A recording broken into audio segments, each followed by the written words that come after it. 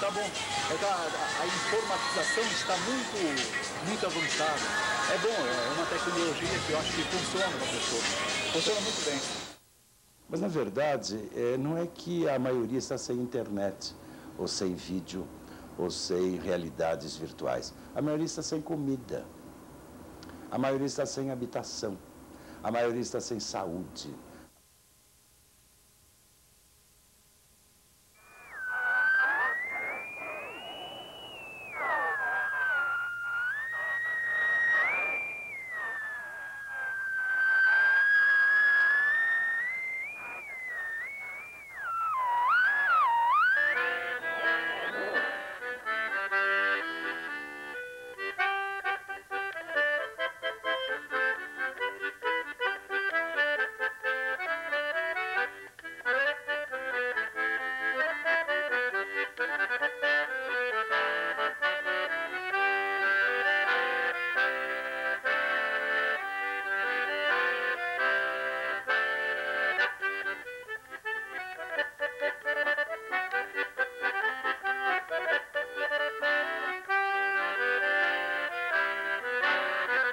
Esse punhado de areia pode mudar a sua vida. Não acredita? Você já ouviu falar que nós estamos em uma revolução por causa de um tal de chip que está mudando tudo? Mas como isso é possível? Como funciona de verdade um chip? Será que ele veio mesmo para melhorar a nossa vida? Nós convidamos você para essa descoberta. Convidamos você para abrir e desvendar essa caixa preta.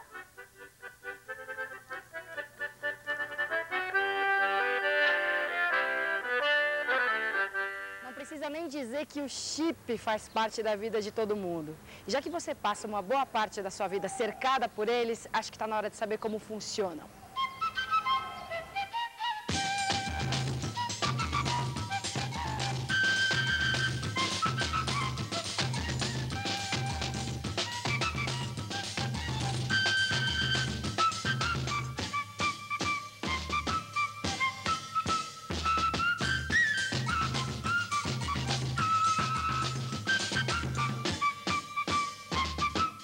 Loja colorida aqui na Santa Efigênia só existe a nossa, não tem outra. Se você vê, você notou aqui, você sabe vir. Ou o cara chega em qualquer loja aí da Santa Efigênia e fala, não, eu fui na loja lá dos portugueses, coisa e tal, vou chegar e perguntar para qualquer um, fala, pô, você não sabe onde tem uma loja que é cheia de quadro? O cara fala, pô, na Lusa, todo mundo conhece. Eu comecei com válvula. Depois nós passamos para transistor integrado, né? Quando nós começamos em 74, o transistor era guardado em cofre. Se você não for um cara... O senhor tem outro alicate pra gente? Não tem nada, rapaz, não tem nem ferramenta. Putz, isso aqui é duro pra diabo. Será que racha isso aqui se der uma porrada? No chão também. Vou tentar quebrar, hein?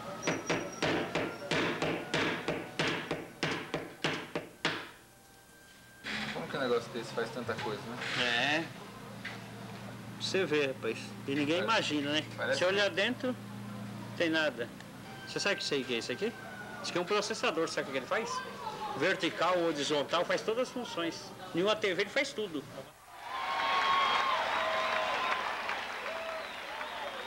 Quando eu era moço, né, na hora que eu me casei, o número de eletrodomésticos que eu tinha em casa nem se compara com o que eu tenho hoje, né? Certo? Eu nunca imaginei, por exemplo, que você pudesse ter um forno de micro-ondas na cozinha, né? Porque micro-ondas, para mim, era um negócio caríssimo. Era um negócio que só se usava em sistemas de comunicação avançados, coisas militares, né? Associadas com guerra, etc. Né? Era caríssimo.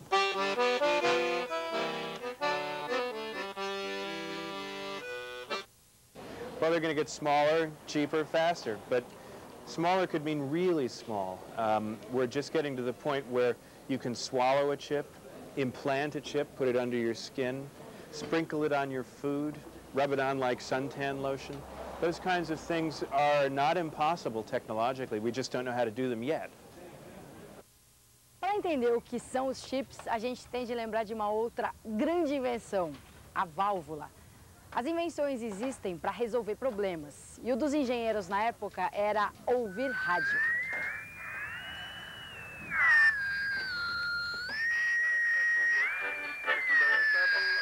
ondas emitidas pela antena da emissora são captadas pelo rádio, que as amplifica e envia o sinal para os alto-falantes.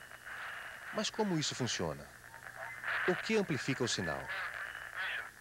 Em 1883, o inventor norte-americano Thomas Edison descobriu que uma placa de metal colocada próxima ao filamento de uma lâmpada recebia parte da energia dela.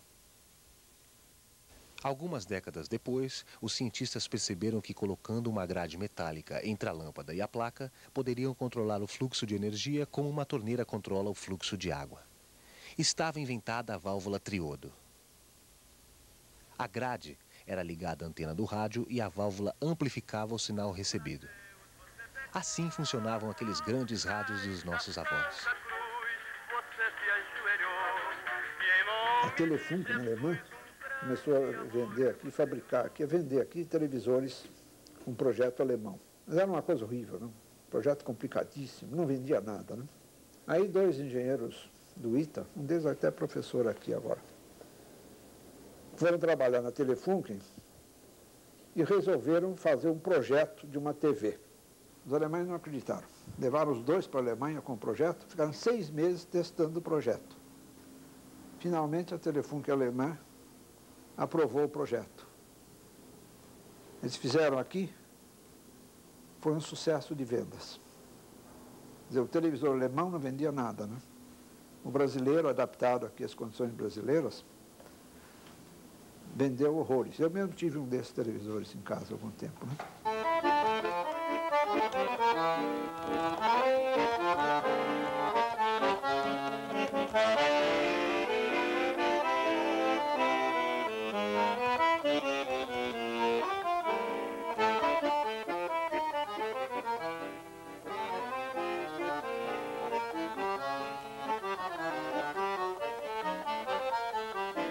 É o processo de composição. Você tem inspiração, você faz. Não engana ninguém, você tem que fazer mesmo.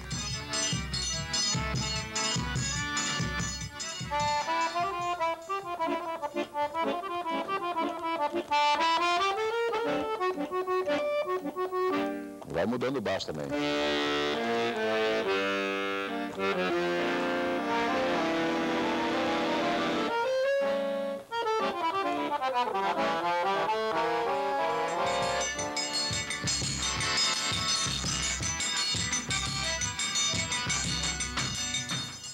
A válvula tornou possível o rádio e a televisão, mas as válvulas eram muito grandes e gastavam muita energia. Além disso, como boas descendentes das lâmpadas, elas queimavam o tempo todo. Não tenho ideia de onde tenha vindo o nome válvula, viu, para ser sincero para você. Eu sei em inglês, mesmo em espanhol se fala... Em espanhol é bulbos. Bulbos eletrônicos. Bulbos eletrônicos. Que era importado do Japão na década de 50, e essas válvulas eram consideradas segunda linha, que não tinha controle de qualidade no Japão, né? A gente preferia na época comprar válvulas GE, ou comprar válvulas RCA. A RCA não era da melhor qualidade, a Sylvania era muito melhor. Mas, basicamente, em termos de campos elétricos, a operação de todos os dispositivos eletrônicos é mais ou menos igual. Você põe uma barreira de energia que sobe ou desce, e conforme você controla a altura da barreira de energia, você controla o fluxo de corrente entre dois elementos. Foi logo depois da Segunda Guerra Mundial que surgiu o substituto das válvulas, o transistor, muito menor e mais barato. Depois entraram os transistores. A transição foi pesada. Porque o pessoal de comunicações, por exemplo, estava acostumado com a confiabilidade das válvulas, sabia trabalhar com aquilo, né? Eles tiveram que fazer uma readaptação, né? Custaram um pouco. Eu me lembro de discussões com o pessoal de comunicações, eu dizia, vocês, puxa, vocês quando é que vão transistorizar? Eu falei, não, que é isso? O troço não é confiável, as válvulas é que são boas, né? A válvula e o transistor têm a mesma função, amplificar sinais.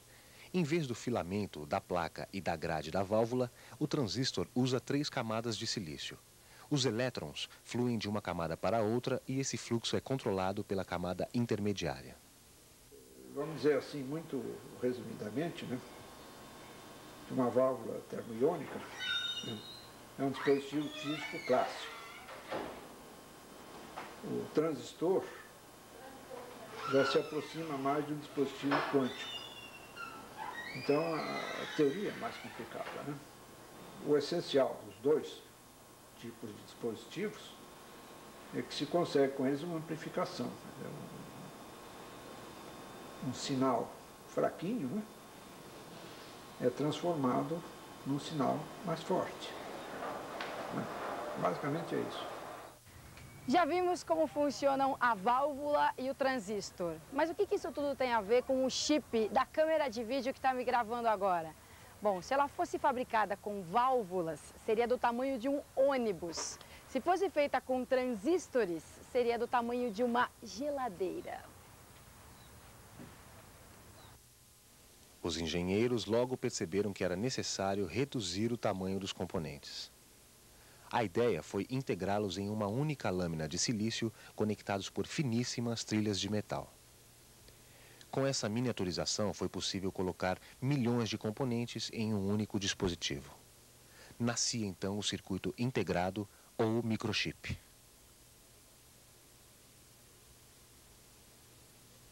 A integração em grande escala, então, mudou tudo, né? Quer dizer, o que antes era um armário cheio de eletrônica passou a caber um pequeno chip de menos de 1 centímetro quadrado, né? No caso dos chips, né, tem a questão do desenvolvimento da tecnologia que consegue reduzir regularmente, a espaços de tempo bastante curtos, as dimensões necessárias para fazer as funções de um transistor aí dentro de um chip, né? Com isso daqui, com a mesma área, aumenta substancialmente a capacidade de processamento de dados, né?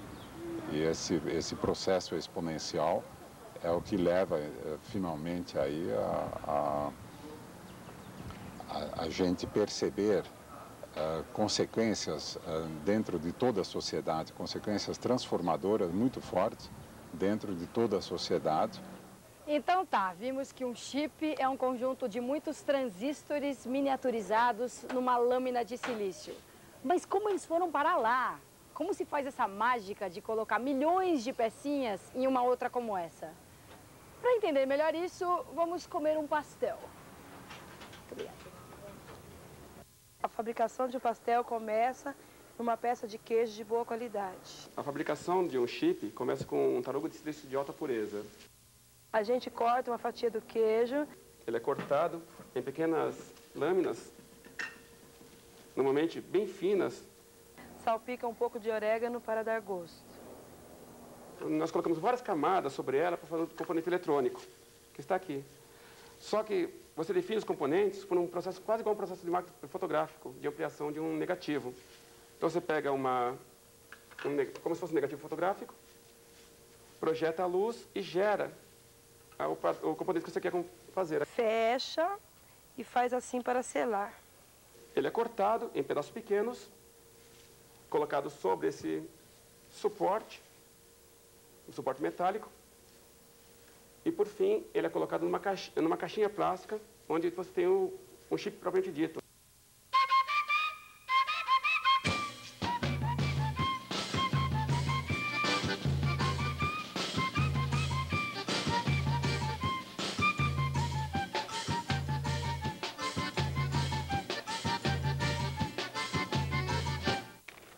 Eis o pastel. Os chips, do jeito que as coisas estão evoluindo agora, mais 4, 5 anos, os chips vão ser utilizados em qualquer lugar. Quando eu falo em qualquer lugar, é em qualquer lugar mesmo. Por exemplo, na postagem de pacotes. Então, no lugar de selo, vai se usar um chip para saber o caminho que o pacote está seguindo. Vai se usar chips na implantação em animais, para você controlar a identidade do animal, fazer cercas eletrônicas, monitorar a saúde do animal. Vai ser implantado no solo, para monitorar a fermentação do solo, em fechaduras, em casa, qualquer tipo de fechadura, em móveis, enfim, em todo lugar vai se usar chip.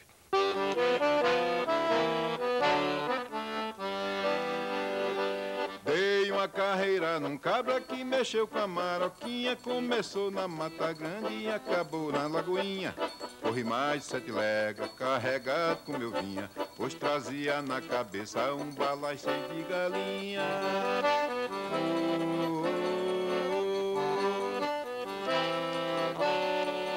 Que mentira que lorota boa, que mentira que lorota boa, que mentira que lorota boa, ai, que mentira que lorota boa.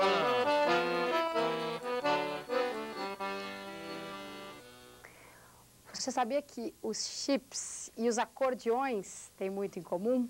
Já vimos o que são e como são fabricados os chips, mas como eles funcionam?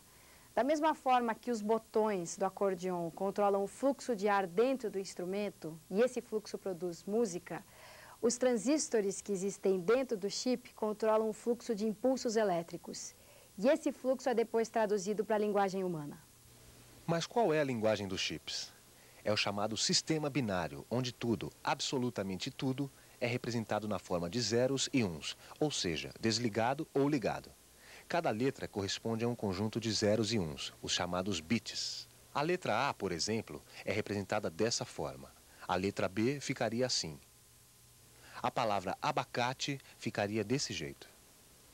Esses zeros e uns circulam no chip.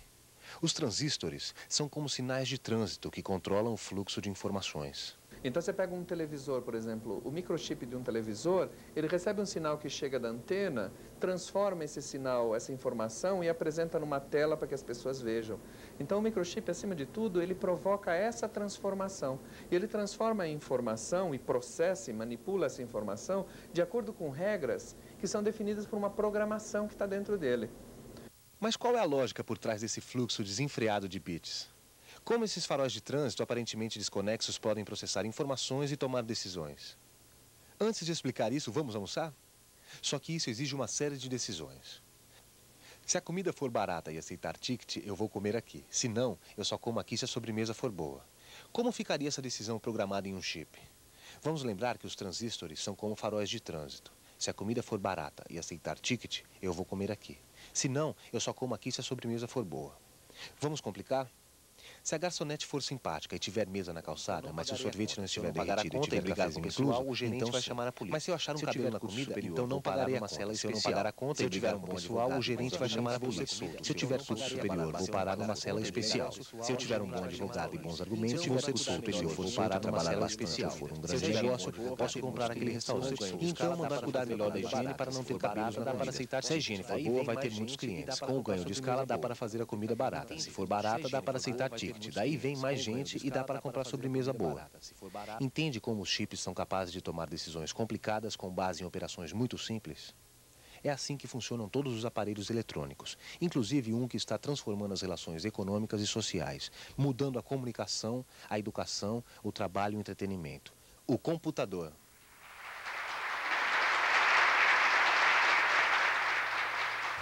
Agora, a grande revolução, né, a meu ver, foram os microcomputadores. Que vocês sabem, começaram como um brinquedo feito pela Apple, né? Certo? A Apple fez lá um computadorzinho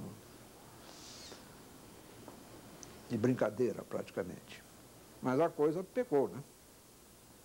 E hoje em dia, vocês têm, né? Qualquer computador aí, qualquer PC, ganha de longe de um computador da IBM da década de 70, por exemplo, tinha um famoso 370, né? Sem dúvida alguma, a informática é um bem para o ser humano. A internet está nos ensinando a liberdade, está redemocratizando o pensamento, está nos tirando dessa coisa incrível e horrorosa que era o poder da comunicação dirigida. Até poucos anos atrás, o que o Globo falava era verdade, o que o Jornal do Brasil falava era verdade, o que a Folha falava era verdade, enfim, o que qualquer grande jornal falasse era verdade absoluta. Com a internet a gente está questionando isso tudo, estamos criando novas verdades e estamos aproximando a cultura dos seres humanos. Mas será que o mundo dos chips é tão perfeito assim? A partir do momento que o homem continua sendo o detentor, o responsável, o articulador pelas novas tecnologias, há um lugar preponderante de raciocínio, de planejamento, de direcionamento dessas mesmas tecnologias. Se isso não acontece, se não há a preponderância do homem e das relações sociais no direcionamento das tecnologias, realmente podemos correr o risco de criarmos uma sociedade falsa, no sentido de um simulacro de sociedade ou de relações sociais, e que, ao invés de levarem o homem para um direcionamento emancipatório, digamos assim, faz a sua dominação, a sua subserviência. a tecnologia tem servido, e cada vez mais, para a concentração de renda e para o exercício do poder de uma minoria privilegiada e há muito tempo sobre a maioria desprivilegiada, sobre as massas do campo e da cidade, sobre os estudantes, sobre os infelizes, sobre os doentes, sobre aqueles que têm cores diferentes dos brancos dominadores e sobre aqueles que clamam, no mínimo, por justiça. A empresa podia explorar todas as melhores possibilidades, indiferentemente dos contextos dos quais ela estava se beneficiando. Portanto, se ela coloca uma filial para produzir no lugar onde os salários são os mais baixos possíveis, ela obviamente está reforçando a política de manutenção do salário baixo nessa parte do mundo. Esse é o significado do sentido dessa globalização. Essa é a maneira pela qual ela agiliza enormemente o capitalismo, mas ao invés de redistribuir as riquezas do sistema econômico, o que ela faz é concentrar ainda mais os lucros e ampliar os processos de exploração, tanto de populações quanto de recursos ambientais por todas as partes do planeta.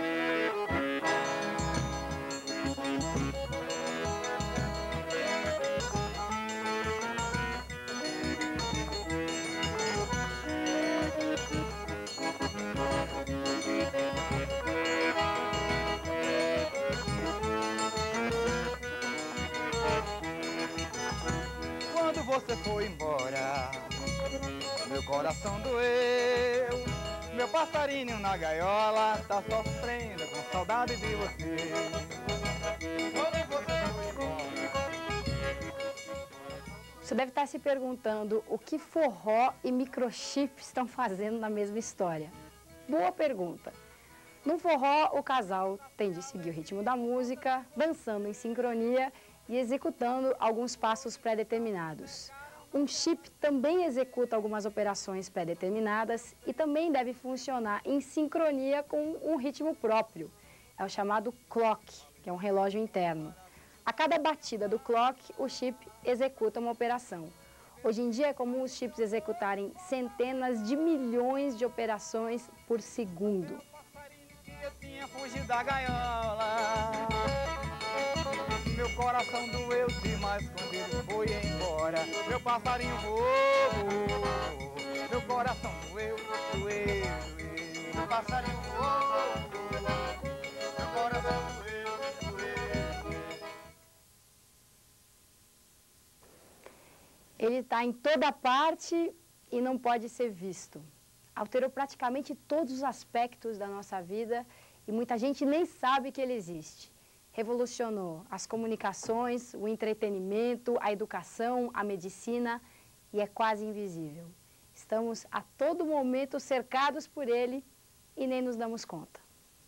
O microchip é diferente das outras tecnologias porque ele é praticamente invisível e quase mágico. Não podemos consertá-lo, não podemos abri-lo e não podemos desvendá-lo. Ele simplesmente funciona e pronto. É uma caixa preta. Mas qual o perigo disso? Do ponto de vista do usuário, eu acho que ele não precisa saber o que é que existe lá dentro. Eu acho que ele tem que saber utilizar e isso fazer da vida dele melhor, né? Ele tem que utilizar aquilo para a vida dele ser mais confortável, ou ele ter mais tempo para o entretenimento e assim por diante, ou executar o trabalho dele melhor. Agora, um outro ponto é do ponto de vista de uma nação, né? Obviamente que uma nação, se ela não tiver conhecimentos suficientes para dominar essas tecnologias, para pelo menos, por exemplo, ter a capacidade de entender o problema, projetar algumas soluções e consertar problemas que apareçam, aí realmente eu acho que numa sociedade onde a gente vai estar vivendo, que basicamente o poder econômico vai estar baseado nesse tipo de coisa, eu acho que aí é fundamental para que as nações se mobilizem para criar esse tipo de competência.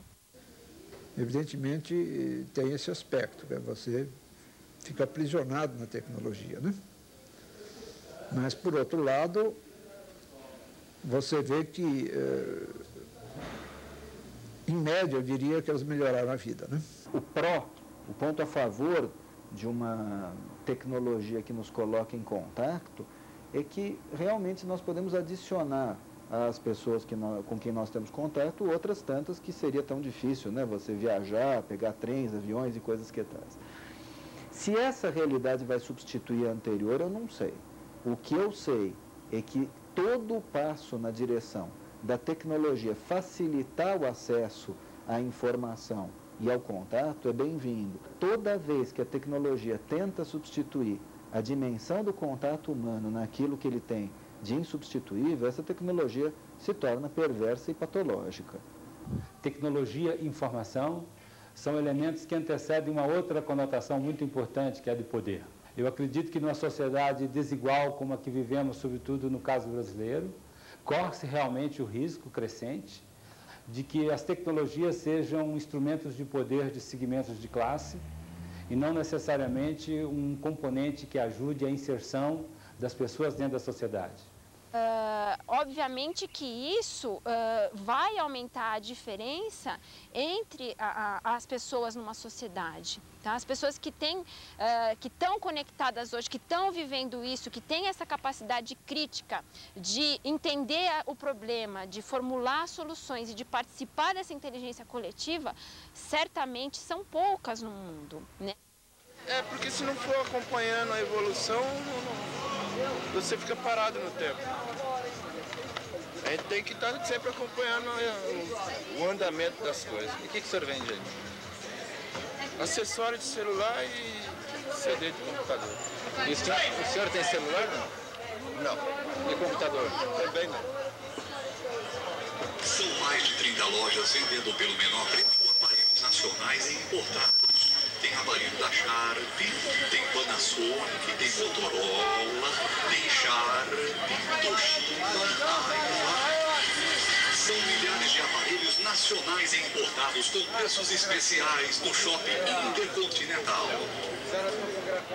What's needed is more sensible computing, more sensual computing. Not just pushing buttons and looking at a screen, but touching things, squeezing them, smelling them, tasting them.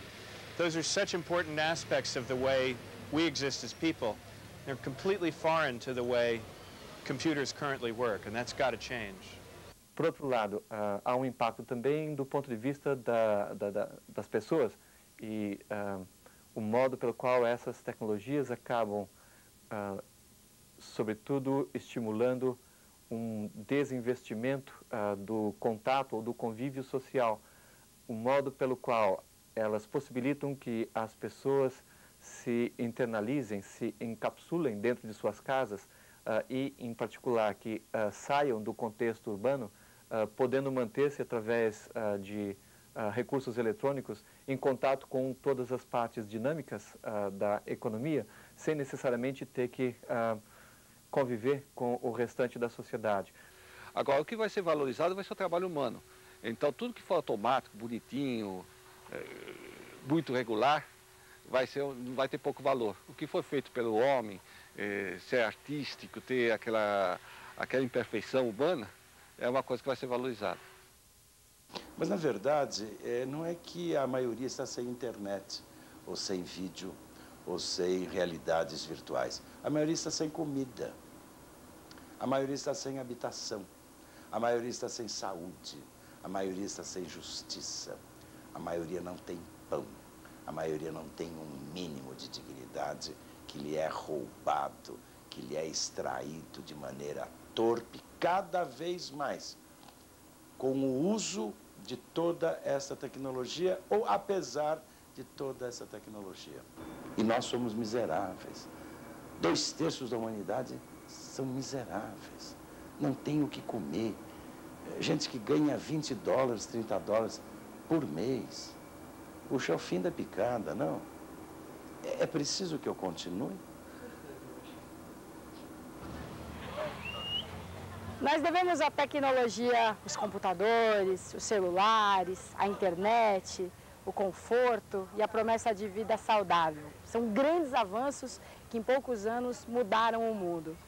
Mas muita coisa permaneceu igual. A tecnologia continua nos devendo a justiça social, a dignidade universal, a distribuição de renda e de conhecimento. Mas como a tecnologia não faz nada sozinha, na verdade é o homem que está devendo isso tudo a si mesmo. E enquanto nós não saldarmos essa dívida, continuaremos sendo homens pela metade.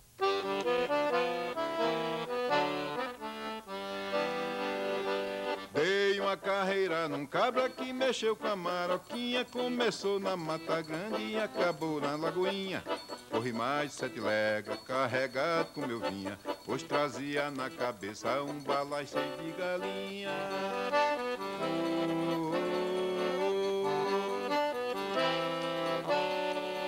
Que mentira, que lorota boa, que mentira, que lorota boa, que mentira, que lorota boa, que mentira, que lorota boa.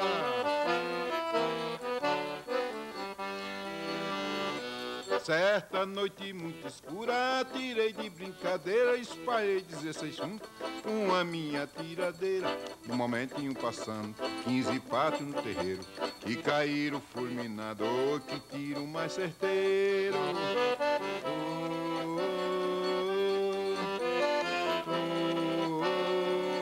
Que mentira, que lorota boa, que mentira, que lorota boa, que mentira, que lorota, oi, que mentira, que lorota boa. E falam de integrais, e falam de não sei o quê, bostejam fórmulas. Isso vai ser cortado, porque eu não posso falar. Bostejam